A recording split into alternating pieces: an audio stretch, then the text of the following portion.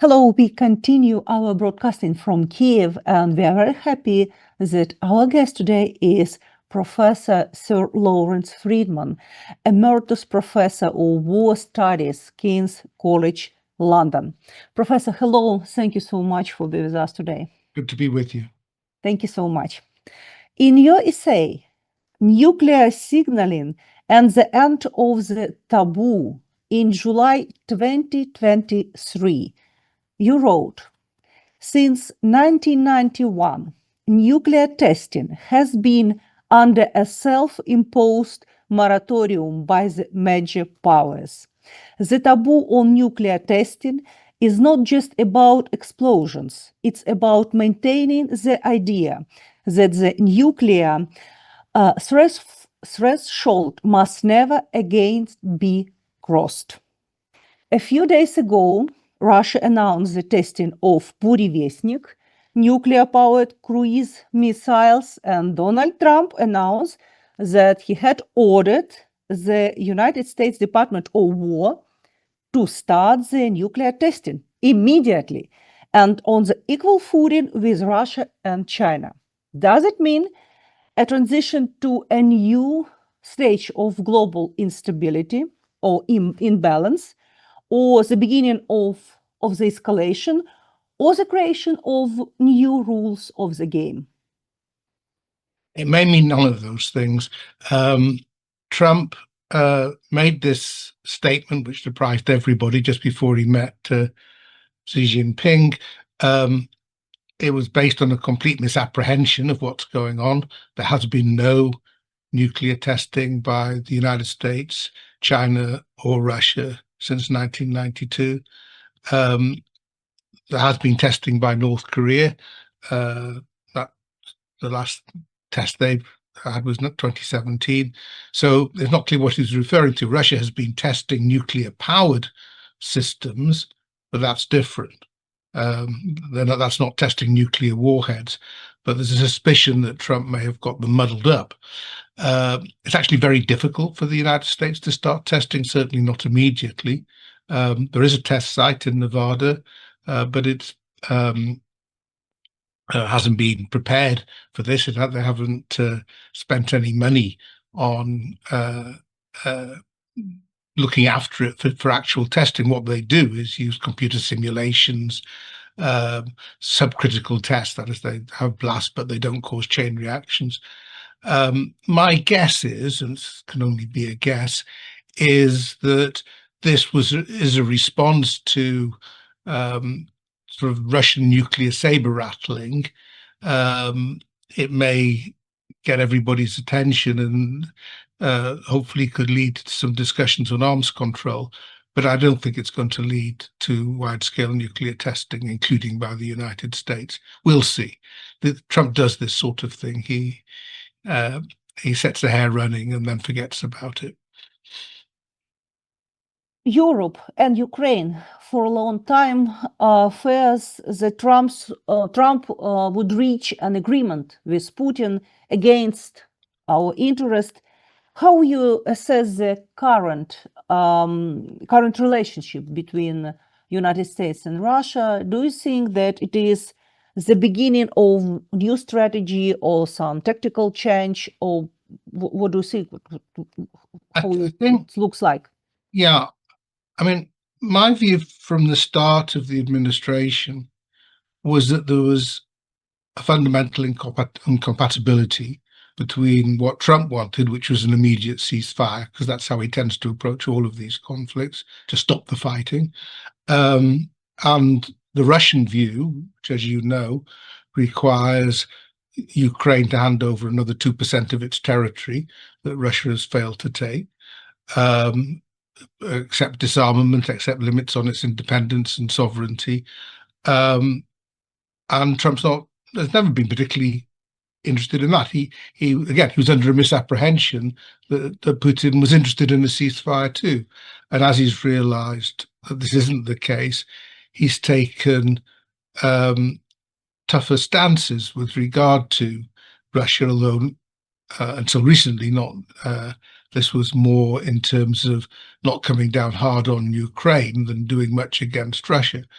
We had the Anchorage summit in August, which I think was probably a turning point, because although this was viewed by many observers as a big gain for Putin, in fact, Putin seems to have completely wasted his opportunity by giving Trump a lecture on the history of the Russian and Ukrainian people, which anybody who's seen this lecture before knows that it goes on at great length and is very tedious, and that's how Trump appears to have found it.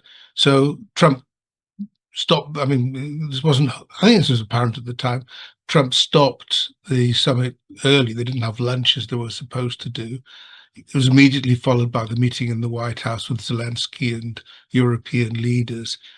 And since then, I think there's been a strengthening of the position. Then you have this other phone call, because I think the other day between Trump and Putin, which was supposed to lead to a summit in Budapest. But again, it was based on wishful thinking about concessions from Putin. And when it became clear that they weren't there, Trump abandoned that. Now we have sanctions. We'll see how well they work, but they have had immediate effects in that Indian and Chinese refiners are not taking, for the moment anyway, Russian crude. Ukraine's attacks on Russian refineries and so on are affecting, means that Russia is not exporting any of its refined products either. So I think that there has been a shift, and I think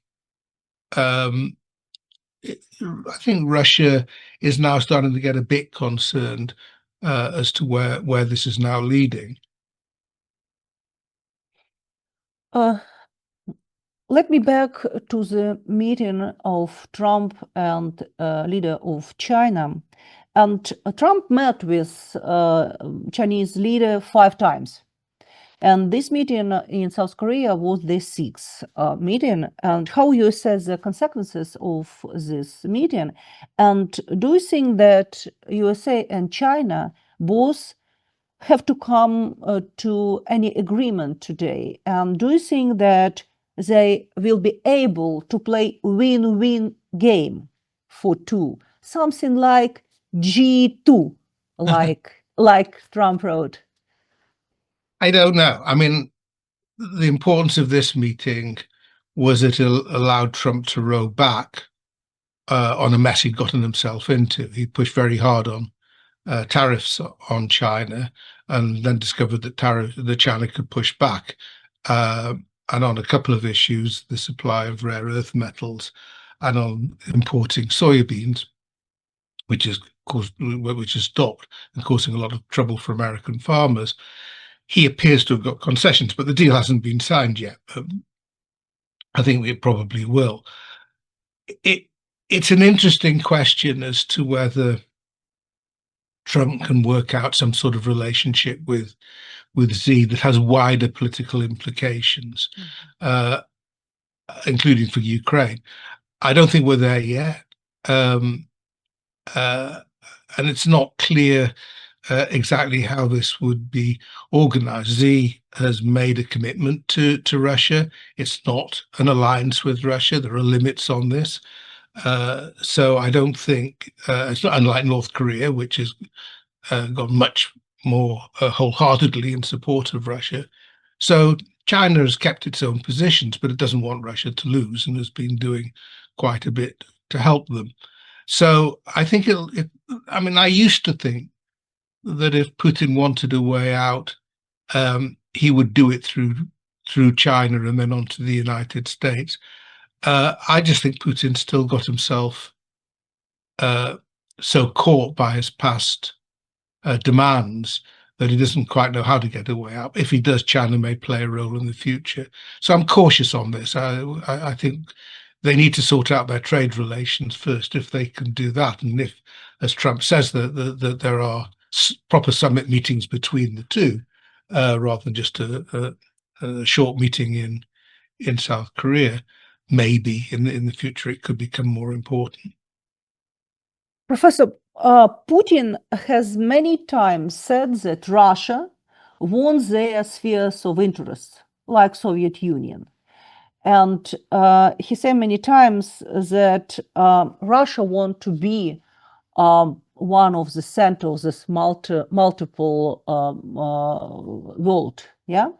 But sometimes it seems to me that it is a very big mistake of Putin, because nobody wants the strengthening of Russia. Do you think that now it is a big game among China, among USA and China, about the bipolar world and this understanding of world by Putin? It was his big mistake. Nobody wants to have strong Russia now, and I think in future. Maybe it is, I don't know, it's interesting. I think a lot of countries are very wary about Russia for good reason. China, I think, is pretty unimpressed by Russia. I mean, after all, this has been going on almost 4 years since the full-scale invasion. And I'm sure Xi, as Putin, would have expected Russia to have been victorious by now, but they're not, and there's nobody particularly expects a military end to this war soon. A political end is possible, but not a military end. And Russia could argue until last year that its economy was booming, but it was booming because it was spending so much on the war. And unfortunately for an economy, and that's not an investment, because everything you build goes up in smoke. I mean, you're just investing in destruction. So the Russian economy is now, I think, possibly moving to recession. It's certainly stagnated. And so Russia just appears as a not very successful military power that has put an awful lot into its military effort, 8% of GDP, but with lots of nuclear weapons and a poor economy and a declining economy. So, and on recent events in the Middle East and so on, Russia's played no role, although up to 21, it was made itself more of a player in the Middle East. It's not particularly relevant in the events going on in the Indo-Pacific. It's just totally consumed by its war with Ukraine. So I think for Putin, this is a problem, because part of what he's about is the idea of Russia as a great power. And this is really important to Russia. Since the end of the Soviet Union. So I think, again, he's got a problem, as he's talked up Russia as to what it can do, both with Ukraine and as an international player, but it's not taken that seriously. It's not particularly consulted on the big issues. It's no longer with the G7, which was at one point the G8. So I think I think he does have an issue there. But it just adds to the problem caused by Ukraine's resistance and resilience, that unless he gets something out of this, he's a loser. And that's why I think he's so stubborn when it comes to refusing to make concessions on his sort of maximalist demands, because anything less would make him look like even more of a loser. Professor, what do you think about the possible scenarios for Russia and for Ukraine for the nearest future? Take into account all things, all situation in the United States, in Europe, situation in the Middle East as well, and situation with China, and many, many, many aspects. What do I think about scenario for Russia and for Ukraine? Yeah. I mean, my view almost from the start was that Russia had started this, and Russia would have to end it. I don't think Ukraine is, however painful it is for Ukraine, and I know it's painful, it has very little choice, because its whole independence and sovereignty is at stake, and we know what happens in the occupied territories. So I don't think Ukraine has got a lot of choice. because Russia didn't win quickly, and then for that matter, Ukraine couldn't win quickly either. We're in an attritional war, an exhausting. So it's a question of durability. I mean, we can look at the front lines and we can see it's difficult and things are going on. I still find it hard to see how Russia can gain a massive military breakthrough. I mean, they may take more territory, but in terms of what they want, even just with the nets, because there's a lot more territory they need to take, and I can't see that happening quickly. And I think that's a problem for Putin, because he's talked up the Russian campaign, especially recently, and is expecting some big victories. And if he doesn't get those, that'll be pretty problematic. I mean, it's problematic for Ukraine if they do make some breakthroughs soon, but I think they'll still be limited. So you're looking at the economies.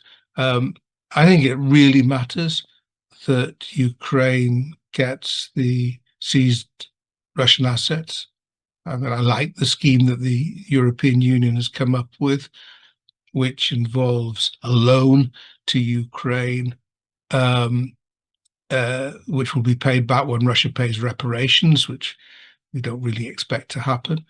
And I think if that happens, then Ukraine's economy and ability to afford the war is okay for a few more years, which is another problem for Russia. Russia's economy is struggling. Of course, they can keep something going. It's not going to fall off a cliff, but it's an issue. So I think it's a combination of Russia failing to achieve its military objectives, combined with a stalling economy, that provides the best reason for some sort of reappraisal of Russian strategy. I find it hard to be optimistic that this will happen, not because it shouldn't happen or because a lot of Russians want it. I think it's clear that the Russian technocrats, the elite, would really like this war to be over. But Putin is so committed to it. I think he still finds it hard to accept that he can't win. But I do think the next few months are very important in this regard. First, because I think Ukraine needs to hang on as well as it can, and if there are areas where it can push back, well and good. And secondly, because we know that the winter is going to be difficult. The attacks by Russia on your infrastructure are serious. Ukraine survived 3 winters like this. When it survives the 4th, and with Russia, I think also will have a difficult winter. At least some parts of Russia, possibly with shortages of petrol and so on, possibly with utilities not working very well because they've been starved of resources over the last few years. I think if we're more or less where we are in March, it'll be quite hard, I think, for Putin to exude the same sort of confidence about eventual victory that he's been displaying in order to impress Trump and others. That's the point where, if there's going to be another peace initiative, I suspect it will come. I say I'm not particularly optimistic or pessimistic about this, but there does come a point when within the Kremlin, somebody at least should be asking, how does this end? How long do we carry on like this? Because it's actually ruining the society and economy of Russia in the process.